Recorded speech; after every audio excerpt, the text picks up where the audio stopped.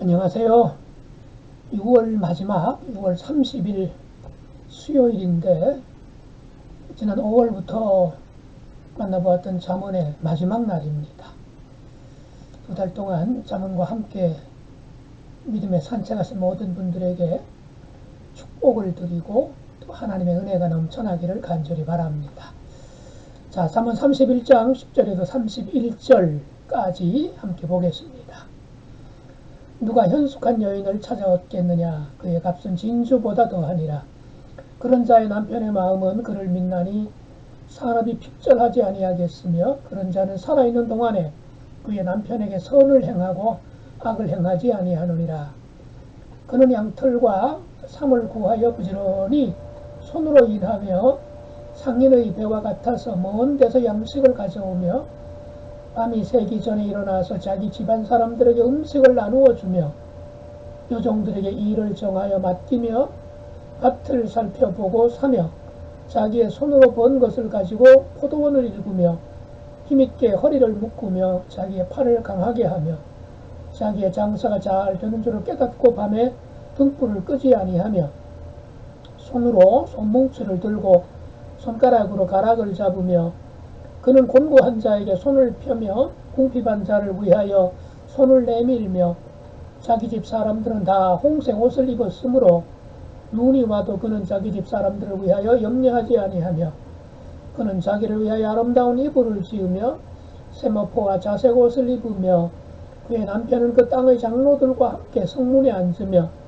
사람들의 인정을 받으며 그는 배로 옷을 지어 팔며 띠를 만들어 상인들에게 맡기며 능력과 존귀로 옷을 삼고 후의를 웃으며 입을 열어 지혜를 베풀며 그의 혀로 인애의 법을 말하며 자기의 집안일을 보살피고 게을리 얻은 양식을 먹지 아니하나니 그의 자식들은 일어나 감사하며 그의 남편은 칭찬하기를 독행이 있는 여자가 많으나 그대는 모든 여자보다 뛰어나다 하느니라. 고운 것도 거짓되고 아름다운 것도 헛되나 오직 여호와를 경외하는 여자는 칭찬을 받을 것이라. 그 손의 열매가 그에게로 돌아갈 것이요 그 행한 일로 말미암아 성문에서 칭찬을 받으리라. 아멘. 오늘 본문은 제목을 현숙한 여인, 보통 그렇게 알고 있지요. 그런데 이 현숙한 여인이라는 표현을 들으면서 남자분들은 내 아내가 이런 여자였으면 얼마나 좋겠나 그렇게 생각할 수도 있겠고요. 반대로 여자분들 또 아내 되시는 분들은 성경이 이렇게 현숙한 여인이 최고의 여인상으로 제시해 놓았는데 나는 이것에 비하면 정말 보잘것없구나, 아무것도 아니구나, 심할 경우에는 나는 형편없는 그런 여자구나, 이런 생각을 할 수도 있을 것입니다. 자, 그런데 잠언의 마지막에 왜 이런 말씀을 덧붙여 놓았을까 하는 겁니다.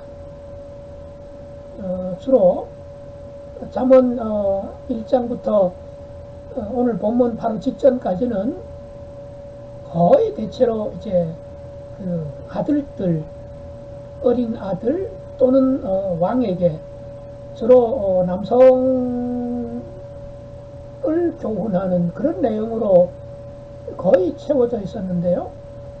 마무리하면서 갑자기 현숙한 여인이라는 표현을 들고 나와서 이런 여자가 좋다라고 이야기를 합니다.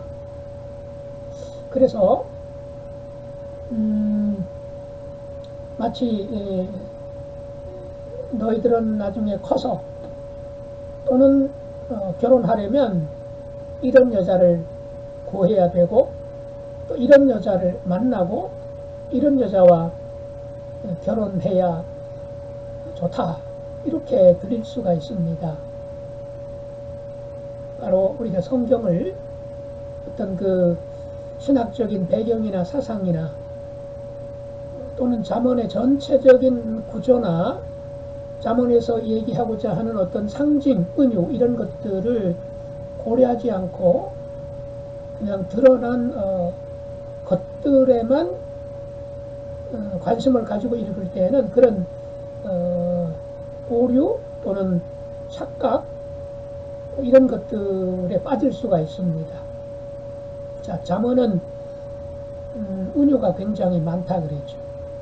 특별히 지혜라고 하는 단어는 히브리어로 지혜라고 하는 단어는 여성 단어예요. 우리말에는 뭐 명사에 성이 없죠. 그런데 독일어에는 성이 있습니다. 즉 남성 명사냐 여성 명사냐 중성 명사냐. 그런데 히브리어에도 성이 있어요. 남성 명사 여성 명사가 있습니다. 그래서 지혜라고 하는 히브리어 단어는 여성 명사예요. 그러니까 지혜가 여성 명사로 분류가 되어 있다는 거죠. 자, 그러니까 여기 현숙한 여인이라고 하는 단어는 글자 그대로 그냥 이런 여성, 현숙한 여성, 뭐 우리 한 세대 전까지만 해도 또 우리 그 젊었을 때 학창 시절만 해도 뭐 현모양처 할 때 그런 이미지하고 연관이 되는 것 같은데 여기 잠언에서 말하는 현숙한 여인이라는 말은 사실상 지혜를 두고 하는 말입니다. 마치 이런 여인을 아내로 두면 큰 힘이 되고 또 복되게 살 수 있고 그렇게 행복하게 살 수 있는 것처럼 지혜를 그렇게 얻으라는 얘기죠. 지혜와 평생 한몸 되어 살게 되면 이런 유익을 얻게 된다. 이렇게 보시면 무리가 없겠습니다.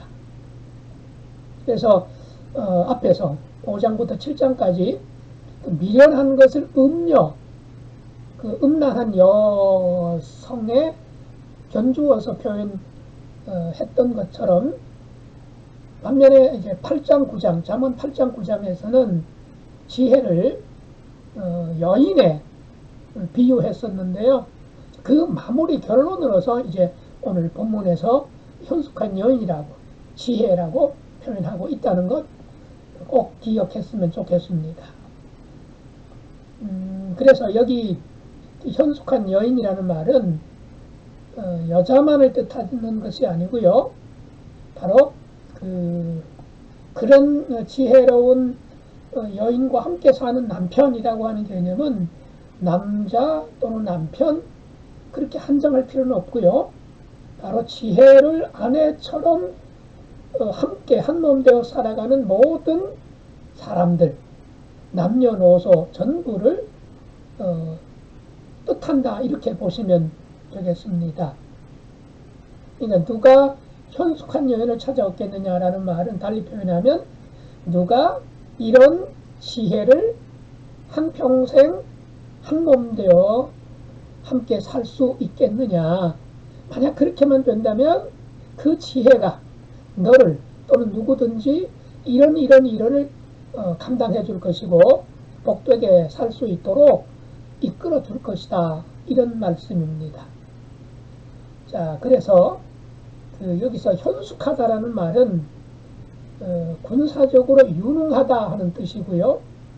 또 산업이 뭐 핍절하지 아니할 것이다 라고 11절에 나와 있는데 산업이라는 말은 싸움에 나가서 이겼을 때 얻게 되는 전리품을 뜻하는 거죠. 그래서 마치 지혜가 전쟁 같아서 전쟁 같은 삶에서 우리에게 참된 승리와 영적인 그 이득을 가져다 줄 것이다. 이런 그 바탕 아래에서 오늘 말씀이 기록되었다 하는 것을 생각하면 좋겠습니다. 자, 그렇게 이제 놓고 보면 13절 이하에서 이런 배경을 신학적인 배경을 모르고 읽게 되면 정말 뭐 이 현숙한 여인은 정말 슈퍼우먼 중에서도 슈퍼우먼 같잖아요. 뭐 못하는 일이 없어요. 다 잘해요. 지치지도 않아요. 이른바 굉장히 그 남성보다도 유능한 남자보다도 더 유능한 여성처럼 보이고, 그러면서도 자기를 가꿀 줄 알고 아름다움도 알고 소위 말하는 여성성도 완벽하게 갖추고 있어서 정말 이 구절을 읽으면 여자분들은, 또 가정주부들은, 아내들은 주눅들 수밖에 없고요. 또 이 구절 읽으면서 자기 아내하고 은연중에 이 비교하면서 좀 마음에 좀 묘한 느낌을 받을 수도 있는 거거든요. 절대로 그런 뜻으로 주신 말씀이 아니라는 거 명심해 주시면 좋겠습니다.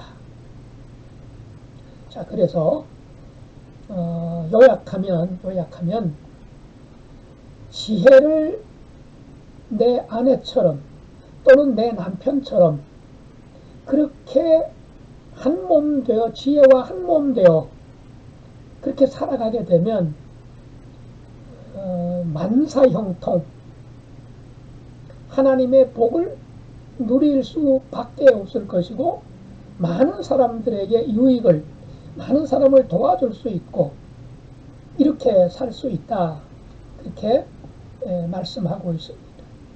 뭐 부하게 사는 것도 말할 것도 없거니와 또 리더십도 아주 잘 발휘할 수 있고, 또는 지혜 때문에 자기 주변의 사람들, 여기서는 이제 남편을 이야기합니다만 자기 주변의 사람들, 이게 지혜가 또 남편에게 적용시킨다고 한다면 자기 아내를 성문에서 칭찬받게 할 수 있다. 즉 하나님을 경외하는 삶을 살아가는 참된 지혜를 가지고 살아가는 사람은 자기도 복된 삶을 살 수 있고 자기와 가까운 가족들이나 주변 사람들까지도 정말 그 멋지게 주목받고 인정받는 그런 사람으로 살아갈 수 있도록 도와주고 세워주고 지지해주고 그렇게 할 수 있게 된다, 그런 말씀입니다. 자, 그래서 마지막요 30절 보십시다. 28절부터 볼까요? 그의 자식들은 일어나 감사하며 그의 남편은 칭찬하기를 덕행 있는 여자가 많으나 그대는 모든 여자보다 뛰어나다 하느니라. 자, 앞에서 말씀드린 것을 좀 대비시킨다고 한다면, 남자 또는 남편에게 적용한다면 28절, 29절을 그냥 그대로 읽으면 되겠고요. 여자나 아내에게 적용해서 이 구절을 읽는다면 이렇게 되겠지요. 그의 자식들은 일어나 감사하며 그의 아내는 칭찬하기를 덕행 있는 남자가 많으나 그들은 모든 남자보다 뛰어나다 하느니라. 뭐 이렇게 읽어도 무리가 없습니다. 그 다음 30절, 고운 것도 거짓되고 아름다운 것도 어떠나 오직 여호와를 경외하는 여자는 칭찬을 받을 것이라. 이걸 또 이렇게도 읽을 수가 있죠. 조금 좋은 대비는 아닙니다만, 멋진 것도 거짓되고 또는 능력 있는 것도 헛되나 오직 여호와를 경외하는 남자는 칭찬을 받을 것이라. 예, 이렇게 읽을 수도 있는 겁니다. 그 손의 열매가 그에게로 돌아갈 것이요. 지혜와 한 몸이 되어서 평생 살아가면서 하는 모든 일들, 그 열매가 누구에게? 지혜를 자기 배우자처럼 여기면서 평생 한 몸 되어 살아온 사람에게 돌아갈 것이고, 그 행한 일로 말미암아 성문에도 칭찬을 받으리라. 그 마을 공동체에서 재판이 열리는 곳이 성문이잖아요. 그리고 거기서 우리 식으로 한다면 이제 표창을 하는 것도, 공로상을 주는 것도, 모든 동네 사람들이 지켜보는 가운데서 아주 공개적으로 축켜 세우는 거, 인정하는 거, 존경받게 하는 거, 이것도 성문에서 있었던 일이거든요. 그러면 평생토록 여호와를 경외하면서 살아가는 사람, 그게 아내일 수도 있고 남자일 수도 있고 여자일 수도 있고 남편일 수도 있고요. 아니면 어린아이일 수도 있고 어린일 수도 있고 노인일 수도 있고요. 누구든지 남녀노소를 가리지 않고 그는 하나님께 인정을 받게 되고 주목을 받게 된다. 그렇게 말씀하고 있습니다. 여러분, 2달 동안 잠언 1장부터 오늘 31장까지 긴 날들 동안 잠언과 더불어서 우리가 매일매일 말씀을 만났었습니다. 다 기억할 수는 없지만, 그러나 어떻습니까? 우리가 하나님의 그 말씀을, 또 하나님을 경외하는, 그 어떤 말씀보다도 사실은 그 뿌리에는 뭐가 있나요? 하나님을 경외하는 것. 남편이든 아내든 누구든 간에 하나님을 경외하는 사람, 바로 그 사람이 현숙한 아내요, 현숙한 여인이고, 현숙한 남편이요, 현숙한 남성이라고 하는 것이요. 예, 비록 잠언은 끝나지만 여호와를 경외하면서, 하나님을 경외하면서 살아갈 때 이런 잠언이 약속한 축복, 특별히 오늘 31장 마지막 부분에서 약속한 말씀이 우리에게, 여러분에게 함께 하게 되기를 간절히 바랍니다. 그동안 수고 많으셨습니다. 기도하겠습니다. 하나님 우리 아버지 감사합니다. 5월부터 이제 오늘 6월 마지막 날까지 2달에 걸쳐서 잠언의 말씀 가지고 하나님을 만날 수 있는 시간 주셨음을 감사합니다. 특별히 오늘은 현숙한 여인, 그리고 현숙한 지혜, 여기에 대해서 지혜를 내 배우자처럼 생각하며 한몸 되어 살 때에 어떤 놀라운 약속을 하시는지를 저희가 보았습니다. 이제 잠언은 큐티로서는 일단 마무리하지만 우리의 삶 속에 늘 여호와를 경외하는 그 근본되는 지혜를 늘 생각하며 하나님을 경외하고, 그것 때문에 내게 복이 되고 내 가족들에게, 내 이웃들에게, 교회에 정말 아름다운 덕을, 멋진 덕을 끼치며 살아가는 우리 모두가 될 수 있도록 축복하여 주옵소서. 하나님께 모든 영광과 존귀와 감사를 드리며 예수님의 이름으로 기도드리옵나이다. 아멘.